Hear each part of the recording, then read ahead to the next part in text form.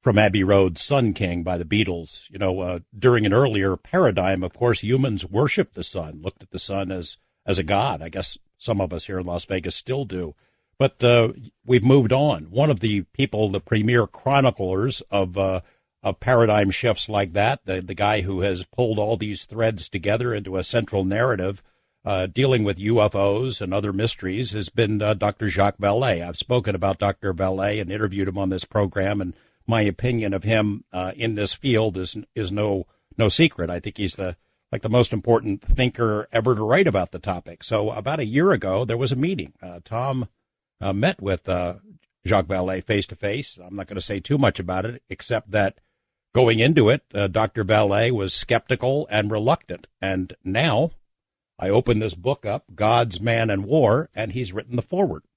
And he writes, "The experience of the unknown is only deepened, raising unsettling questions about the intrusion of the uncanny into our shiny modern world of convenient machines and superficial entertainment." He calls the book a bold reexamination of the meaning and nature of unexplained aerial phenomena, and it is. And the co-writer is Peter Levenda. He joins us in just a moment. Stick around. Welcome back. Peter Levenda is a scholar and author of multiple books. He's been on Coast to Coast numerous times. He's interviewed Nazis, neo-Nazis, Klansmen, Satanists, witches, occultists, intelligence agents, clergymen, bogus clergymen, businessmen, military folks, and others, and is the co-author of Secret Machines, Gods, Man, and War. Welcome back to the program, Peter. Thank you very much, George. Let me start this way. Is this the book you set out to write when you and Tom first got together and talked about it? Is this what you figured you would do, or did that change somewhere along the way? Well, it changed, of course, because, in large part, because of the kinds of conversations that Tom was having with people that he was talking to. So I was getting some information that I had not had before. I had gotten perspectives and different types of perception on this phenomenon that I had not had before. I came to the subject from a different direction. I didn't come to it as a believer in UFOs or UAP or anything like that.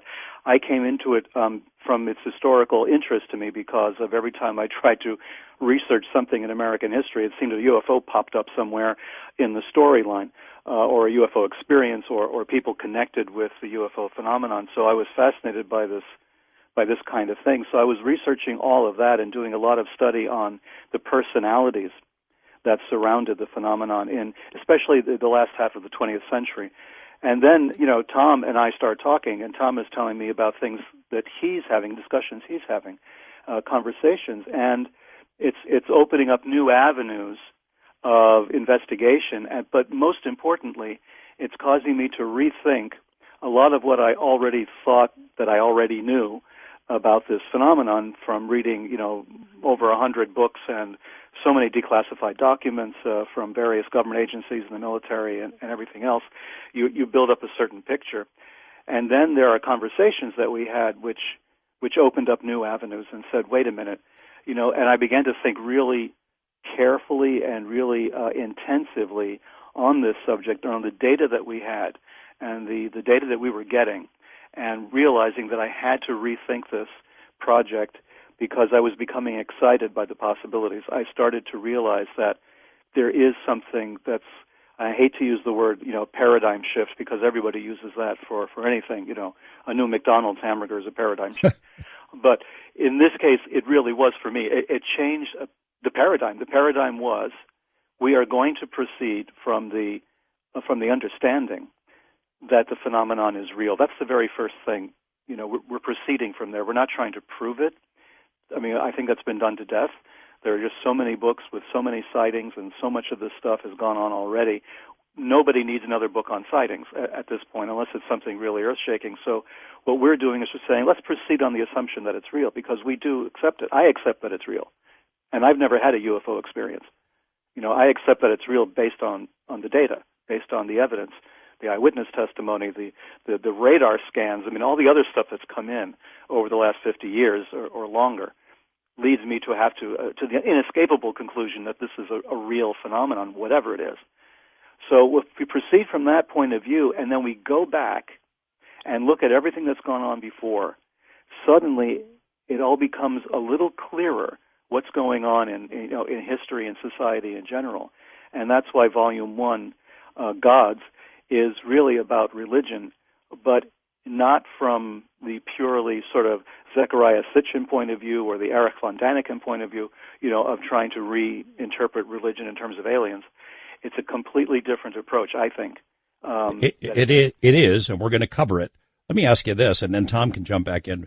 Did you buy the characterization of the government folks, the military folks, as the good guys? You've written so much about collaboration with Nazis, about cover-ups, secret societies, bad things that have been done, supposedly in the interests of national security or economic security or whatever, deals with the devil. I think about UFO stories that I've written about cover-ups and disinformation that's put out and lies that are told, spying on UFO researchers and infiltrating UFO organizations. I guess as you accumulate all this information, read those 100 books, do you feel now that the end justifies the means? Wow, there's a mouthful there. Let me backtrack. Sorry about that. You're absolutely correct that I've written about government interference in virtually every aspect of our lives. I mean, I've covered, the assassinations and, Watergate and Iran-Contra and on and on and on. So when it comes to the government interfering in things they shouldn't be, yeah, you're 100% correct. So I'm not naive, and I think that's one of the reasons why, Tom can correct me if I'm wrong, but I think it's one of the reasons why Tom had me on this is because I brought that kind of skepticism and that kind of jaundiced, sort of perception to all of this to see if I could separate the wheat from the chaff on this. Because yes, we've done a lot of things. I mean, the UFO community is very well aware of it. But I think Tom's approach was unique, and he sold me on this approach, which is the UFO community has been in an adversarial relationship with the government and the military since this whole thing began, really. We knew we were being lied to in the 1940s and 1950s. There just was no doubt about it. I mean, a lot of 60s, 70s, 80s, 90s, yeah. Right. Well, yeah, starting from the 40s and 50s, but going on from there. So we've been lied to. There's no question about it. And there is an adversarial position, and they have infiltrated UFO groups, and they've tried to do what they could. But this raised a red flag to me, and it said, well, why are they doing this? What is the reason for it? It seems like an awful waste of time and money and personnel to go after a bunch of people they regarded as tinfoil hat UFO freaks, right? Why them? What was the reason? What do they get from it? Cui bono, as they say, right? Who benefits from this kind of intrusion into the lives of American citizens? They're protecting something. And this all went on really straight through the Cold War. And I think we have to understand that political environment as well. This whole thing with the UFO stuff, especially the really intensive things that happened, was happening all the way up to 1989, at least, the fall of the Soviet Union, the Berlin Wall coming down, and all of that.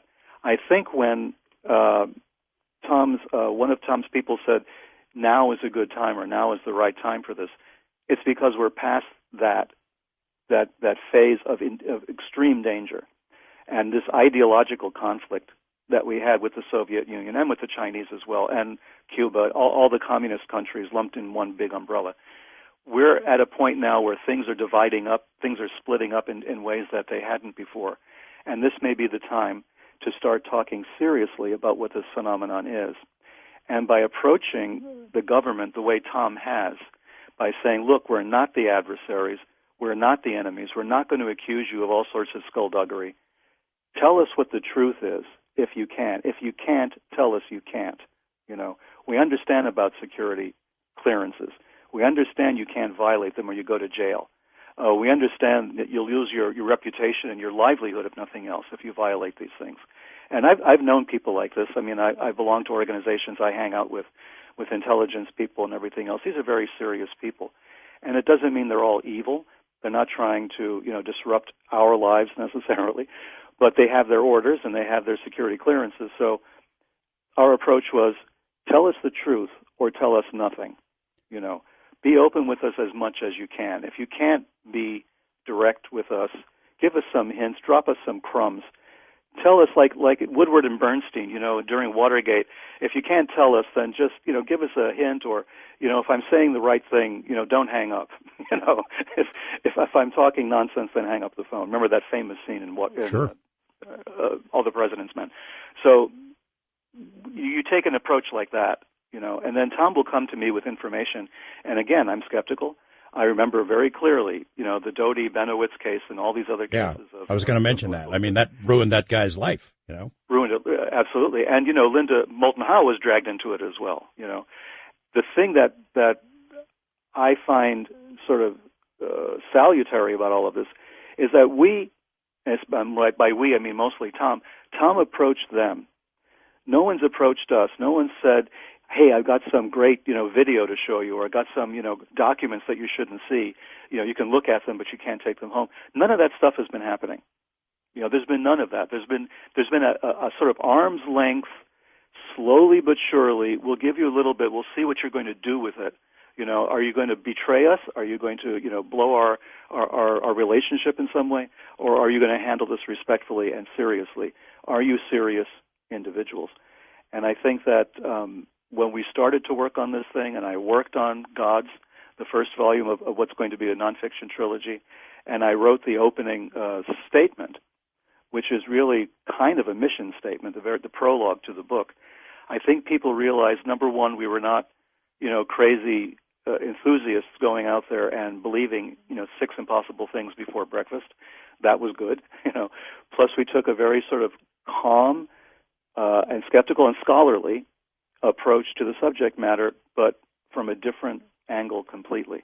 We do things in that book that I think have not been done before. We're challenging the UFO community in a way that I think they have not been challenged before. And they need kind of, from my point of view, as someone who's a relative outsider, they need this kind of challenge. They need to see that the challenge is good because we're getting at something much more important and something deeper. Well, there's something in here to tick off pretty much everybody, starting with the ufologists and churches and government people. And I mean, you've pretty much covered the gamut. Tom, I'm going to hit you with the same question. I mean, you read all these UFO books coming up as you're on the learning curve about bad things government has done to individuals and organizations, disinformation, lies, and things of that sort. Do you just give them a pass for that based on what you know now? With this subject matter, I do. I mean, the government is not one entity, or it's not one group of people that all talk to each other. I mean, you're talking about a multi-trillion-dollar, corporation with many different divisions, that don't talk to each other, that have all of their own motives for everything they do. But on this very specific subject matter, the end justifies the means. And once you start to, Peter definitely knows a lot more than the average scholar on this subject matter because just by nature of being involved in the Secret Machines project, but I think he can vouch for this next statement. When you start knowing some of the stronger details of what's going on, you look through a completely different filter on everything they did for the decades before. I mean, I can look at some of those books and some of those things have been written about JFK being assassinated because he was going to bring all the UFO material out. There's quite a long history of that conspiracy. I can actually look at that and go, well, there's a part of me that goes, I can see people coming to the conclusion they needed to do that once you know some of this stuff. I'm not saying it's right. I'm not saying I'm for it. It's just when you try to be objective on this stuff and you look at something that was potentially existential threat, it's like, and they're working on something and they're trying to get something right to defend us. You don't want to blow it up right when you're having some progress. So you start to look at things in such a different perspective, and it's really mind-blowing, to be honest. But I don't have all the facts, and I don't give everyone a pass. I just know with this subject matter, I think it's an end justifies the means kind of situation, and I would have to agree. Well, you know how it is. I'll start with you and then bring Peter back into it. But you know how it is. People want the information right now. They hear, all right, Tom, a year ago you said you had this panel of advisors and you're working toward disclosure. You're going to get to the bottom of this thing. Where is it? You know, I get it pretty much no matter what show we cover. If we don't reveal the whole thing in the first 5 minutes, people get ticked off. So there are people right now pulling their hair out. Tell us where the flying saucers are, Tom. What did you learn? Where are they? Where are these aliens from? Well, number one, there's multiple different races. It's not just one specific kind, and the different races don't get along with each other, and we don't really get along with them either. And when we look at, this is one of the greatest things about Peter. You have to when I first started working with Peter, and you can tell with his eloquence, he was able to put things into words that I was able to use that really got me in the door. I mean, I remember, and this will answer the question. I mean, what you're saying, because it's a really big, long answer. If I was to tell everybody, okay, this is everything, and it's gonna take me thousands of years to describe what's happened over the past thousands of years. But I remember I used Peter's words of a cargo cult, which is this idea that it's not an idea. It's Peter, why don't you explain what a cargo cult is? Because this is going to lead into how I used those specific words about the cargo cult, and that was the trigger where someone looked at me and said, okay, I'm going to introduce you to somebody, and that's where the door opened up. And once you start thinking about the cargo cult, you start going, oh my God, all the world's religions are tied to this. So when people go, well, where's the alien? Where's the flying saucer? It's all about the little, no. It's all about thousands of years of looking into the sky and seeing something and creating different religions based on it. So Peter, maybe you can explain the cargo cult thing so that way I don't muck it up too much. We're going to a break in 2 minutes, so Peter, take a whack at it. Okay, cargo cult. This kind of cult was discovered during World War II for the most part in the South Pacific Islands. You had people living in a Stone Age environment all that time until World War II broke out. And on their islands were being used as supply depots and everything else. So people living in these villages would suddenly see all these planes coming in with people wearing these elaborate uniforms and radio communications, and the planes would disgorge all of these boxes of medicine and food and all kinds of good stuff. And the people witnessing this, these Stone Age people living in that kind of an environment, are watching this thing through the leaves of the jungles, and they're saying, all we have to do then is duplicate what these people are doing. We build ourselves an airstrip. We build ourselves a conning tower, or not a conning tower, but a tower, a radio control tower, an air traffic control tower. We build ourselves kind of stuff that looks like the stuff they're using, and maybe one of these planes will land here and give us stuff. Basically, they created a religion around what they perceived as this supernatural event, and they saw it as a supernatural event. They didn't see these people as people. They didn't see these machines as anything that was, man-made. They saw this as some kind of supernatural event that was taking place, and a religion sort of accreted around it like barnacles on the hull of a ship. And basically that's what, from my perspective and the way we're introducing it in Gods in this book, is that the cargo cult concept, that theory, is what is at the root of not only our religions in the world in general, this religious impulse is based on that, but also our science and technology is part of that same cargo cult. We'll jump back into the big themes, the big picture with Tom DeLonge and Peter Levenda talking about gods, man, and war. Bob Dylan takes us into the break with Subterranean Homesick Blues. We all need a little of that. Saving Grace is the song from Tom Petty, his traveling companion or highway companion album from 2006. Great album, underrated. We're talking with Tom DeLonge and Peter Levenda about their new book, Gods, Man, and War. It's a UFO book without UFO cases. We're going to explain why when we come back here on Coast to Coast AM. In this new book, Gods, Man, and War, an official secret machines investigation of the UFO phenomenon, there isn't a whole heck of a lot of UFO cases in there or incidents. As Peter Levenda mentioned a couple of minutes ago, the book starts with the premise that it's already real. We don't have to prove it again. We can start with that as a place to open the discussion. Peter, explain to me how wide of a net you threw in pulling various threads together as a way to explain the UFO phenomenon in sort of a way it hadn't been done before. Well, in the first place, what I was interested in doing was to investigate the earliest textual evidence we had from various civilizations, societies around the world, to see if there was evidence, if there were traces of a memory of an event that they described in similar terms. In other words, something coming from the sky or something seen in the sky, celestial beings, arcane powers, that sort of thing, and try to see if there are any similarities in their narratives going across from one civilization to the next. Just looking for trace evidence, because I felt that these people in the ancient times, people who had just developed writing and were just beginning to write down experiences and what we sort of deprecatingly refer to as their mythology, that they are actually referring to real events. There's a kind of truism when you study anthropology or you study religion, that first there's the event, and then there's the myth that explains the event. So the event is real. You may get different interpretations of it. You may get people struggling with trying to explain what they saw or trying to describe what they saw without even explaining it, but just even describing it.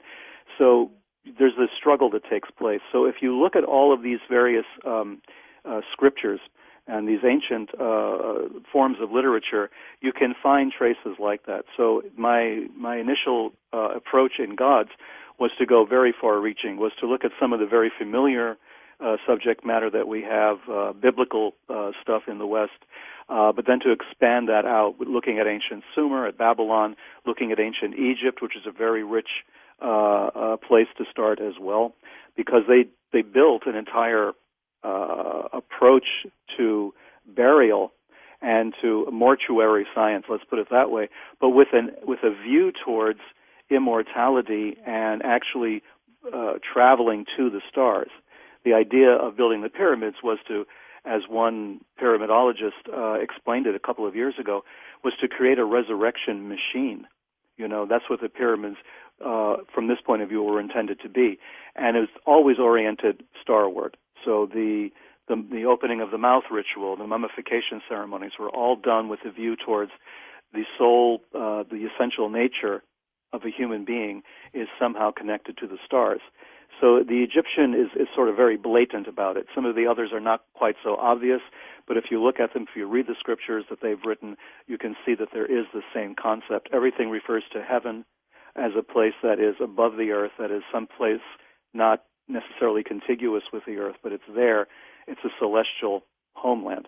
So starting with that concept, I developed this idea from reading all of this that there must have been a point of contact in the distant past. We, as Homo sapiens, were traveling on this planet for a couple of 100,000 years before suddenly, at some point about 15,000 years ago or so, we all decided around the world to start developing civilizations. And we all started, building pyramids for some reason. There's pyramids in China and pyramids in Egypt and pyramids in Central America. So you have this idea that we're doing something. We're building structures that are astronomically oriented. We're developing civilization. We're developing cities. We're using our resources to build these elaborate temples. And why are we doing this? And then I saw parallels today. Our science is doing the same thing. We're expending money and resources and focus on going to the stars, just as our ancient ancestors did in building their so-called resurrection machines. The idea being, all of these early civilizations, the Sumerians and Babylonians and Aztecs, and they're all sort of mimicking something that they have actually seen. It's not a coincidence. Just like a cargo cult, exactly. They're mimicking something that they saw. And they're trying to duplicate it, and they're trying to get back to that state, whatever that was. We keep yearning towards that moment when this contact happened. And what's happening now is that after thousands of years of religion dominating that conversation, we've moved into science dominating the conversation, going to the stars. And from my perspective, as we'll develop in the later books, I believe that both of these things, considered separately, are not enough, but considered together will give us the key to understanding the phenomenon. And I think that's what we're close to doing now. the idea of disclosure requires not only somebody coming out and saying, yeah, flying saucers are real, little green men are real. Disclosure requires us to be sort of reverse engineered. It requires our consciousness to get to the point where we can understand these concepts now, that we can actually see what it is we're talking about, and we can approach it more safely. And I think that's what's stopping us, and we're seeing the clues, and Tom has seen them, and he's communicated these things to me as well. We've had long conversations about this, is that we're at a stage of being able to understand what this is, and it's not what we think it is. And I think that's the important takeaway from this. It's not what we think it is. What we think it is the result of all of these accretions, of all of these ideas that have gone on before, and all these various religious things get, mixed up. Ideology screws this up a great deal. If we can strip the ideology out and only talk to the mystics and only talk to the shamans, we'll get a closer idea as to what this is. And the other ology is ufology. Tom, when you started down this path, as for me and probably for Peter as well, the prevailing view is UFOs, lights in the sky, craft from other planets. They're here visiting us, checking us out. That's not what you're looking at now at all. I know I mentioned about the meeting with Jacques Vallée, who has always sort of had the idea that it's too simple of an explanation, that the ultimate big picture is much more complicated and wondrous. That's where you are now, right? Is Tom there? Guy, I think the universe is so big and there's so much going on in it that almost anything is possible. Is there a dimensional thing that's going on? Probably. And is that another intelligence? Probably. Are there people coming here from other planets? Probably. And it just goes on and on. I do know that one of the things that gets really confusing for people is, orbs. Now, these little balls of light that come in, if you're watching Discovery Channel, you think that these are ghosts, and they have them on Ghost Hunters and all that kind of those shows, and they'll have camera footage of an orb that goes down the hallway of a haunted house or a hospital when someone dies. But those same orbs do some pretty funky things to people that see UFOs all the time. The orbs can show up and cure someone's cancer. I know somebody who had his cancer cured by that. And I've actually seen all the videos and photos of the orbs in his backyard because he's being studied right now from various places. And these orbs will do some tricky stuff. They make him feel that it's all religious. So to this guy, it's all about Christianity. And he's just like, thank you, Lord. Thank you, Jesus. And I'm so blessed that these lights are here. Now, those same orbs are projecting holograms of gray aliens, the little ones with the big black eyes. I call them bugs.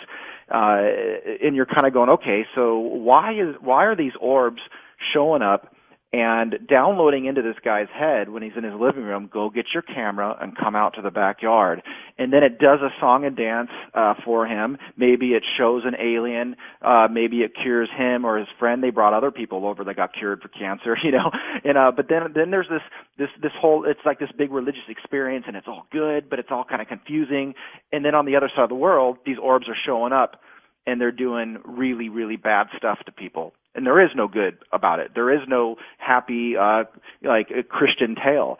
So it's what is the phenomenon? Well, it's a lot of different things. It's kind of all the above. Is there a craft in the sky that's controlling these plasma balls of light, and they're little drones, and they're meant to confuse you, and they're meant to make you feel like it's all hunky dory, But I don't know the answers to all that stuff. But I think it's just not simple, It's just not simple, and it's like taking an iPhone and putting it in front of a cow and asking the cow if he knows everything about the iPhone. Maybe the cow knows it's a phone, but doesn't know anything about all the other things it does. I have no idea. Well, let me ask you, sort of in a direct way. Have you been told that there are visitors from elsewhere, either dimensional or other planets or both? Yes. That they are intervening in human affairs? Have you been told that sort of directly? Absolutely, yes. And let me expand upon that. I always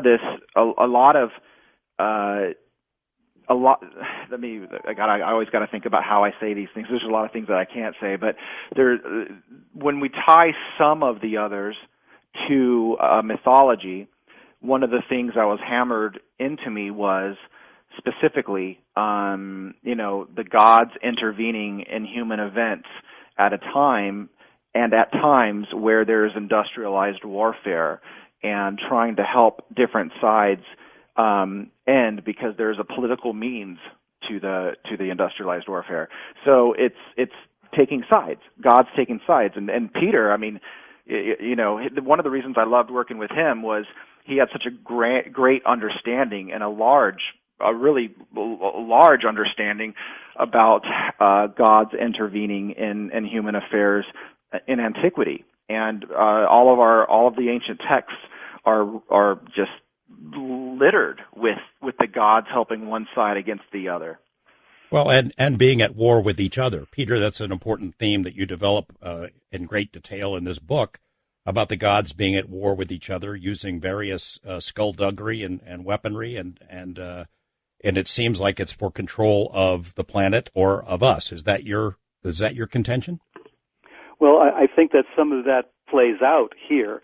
I think that we've witnessed it in dim antiquity. We've witnessed something of that nature. It scared us tremendously, and we chose sides, or we thought this side was probably better than the other side, or maybe one side had dominated and another side was the aggressor. I mean, it's really hard to come up with modern-day contemporary viewpoints on this. We have to go back to understanding, how they saw what was happening.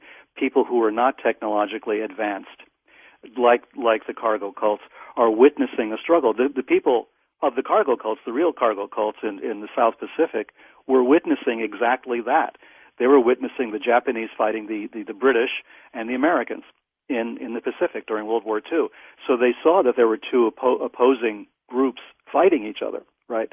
So they incorporated that, to some extent in their histories and in their belief systems, this idea that there was kind of a struggle, that there were, fascinating weapons and the ability to fly over the planet and to do all sorts of things. I mean, imagine what that must look like to a Stone Age civilization. So but in the book, though, you make... That doesn't mean they understand what was going on, right? The argument being in the book, there are numerous examples of ancient civilizations that are describing wars between gods. There's scripture, there's carvings and petroglyphs and things of that sort. You think that there are at least some of these that need to be taken literally. I think so, literally to the extent that something was taking place and it was not human in the sense that we understand it, or else they would have described it that way. There's certainly enough things in the Bible that describe, tribes fighting tribes, for instance. There's no hint of, necessarily there being any supernatural component to that. But if we go back to Genesis 6 as an example, and there you have the sons of God and the daughters of men, and so what does that mean? That's one of those phrases, that sections of the Bible that nobody really understands and can convince me that they understand it. You have something called the sons of God, the Bene Elohim, and then you have the daughters of men. And the sons of God think the daughters of men are really cute, and they go and cohabit with them, and they have children. And it appears that these children are sort of genetic monstrosities of some kind, because they're called the giants, which is one way of interpreting the term Nephilim. So you have... This happens, and then immediately, in the Bible, Genesis 6, after this description of the sons of God and the daughters of men, God gets very upset with the human race and decides he's going to destroy the whole planet. And that introduces the story of Noah.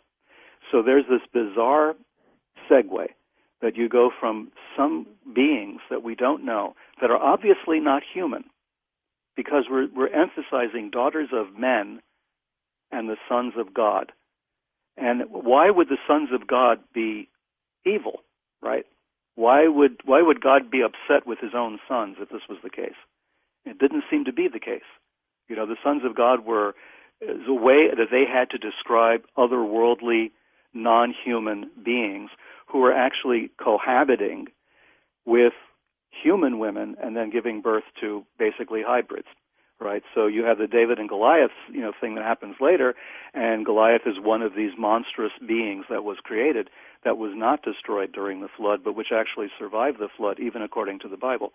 So when you look at events like that, you think in terms of, we learn about Greek mythology in school and it's all nonsense. Well, no, they're attempting to describe things that actually happened using the terminology they had, the language skills they had, and the context that they had. So they are describing, conflicts that took place for which they have no earthly counterpart. Tom, you start casually asking your advisors questions, sort of feeling your way along, not wanting to push it too far. But you ask one of them in particular, and I hope you can talk about this. I think you can, there's a reference in the book, some question, and he gives you the answer. Instead of him telling you, yeah, we've got the flying saucers stashed at Area 51, or it's the reptilian race from the planet Serpo or something, he tells you to take a look at Greek mythology. That's not what you were expecting to hear. Oh my gosh! It was not only was it not what I was expecting to hear, it was told to me 3 different times from different people at those levels, and I missed it. I missed it the first time. And then it was brought up the second time, and then my heart sank because I go, oh, my God, I was so dumb. I missed it the first time when it was said to me. And then I flew across the country and had a chance to meet somebody that was of the highest ranks in multiple places in the government. And right when I sit down and I have a chance to bring this person on board, I'm in there very modestly just saying, okay, sir, let me explain to you what it is I'm attempting to do. And he stops me and he goes, when I was a kid, I used to read a lot of Greek mythology. And he just stares at me. And I'm like, oh my God, here it is again, And it all goes back to that, but I really do think that's about one particular race. It's not about all of them. There are multiple races. I think when it comes down to the Greek mythology, I had to get some clarification on that, and it's exactly as I described earlier in what Peter gets into in the terms of these gods are intervening in human affairs. But at that point in time, during ancient Greek times, that's really when they made themselves visibly known, potentially for the first time. They've been doing it long before that, but at that moment, it seems as though they were really visible, and that's when we got the Greek alphabet. That's when we got the democracy stuff, and that's when we got the architecture, and that's why if you look at Washington D.C., the architecture is very similar. It's in the Western world. We've been living off of the information that this intelligence has been giving us as they pop up from time to time. And sorry to intervene right there, but we need to take a break. That's a really important point, and we're going to pick it up on the other side. We're talking with Tom DeLonge and Peter Levenda about gods, man, and war. We have an early classic of surf rock guitar take us into the break.